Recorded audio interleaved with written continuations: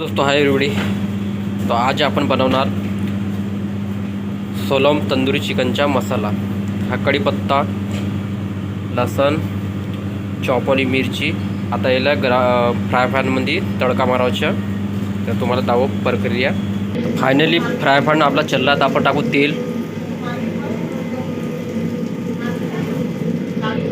तेल टाकला। तेलमध्ये फ्राय करावं लागते चांगल्यानं। लसण डाल दे टाकला। आता हिरवी मिरची,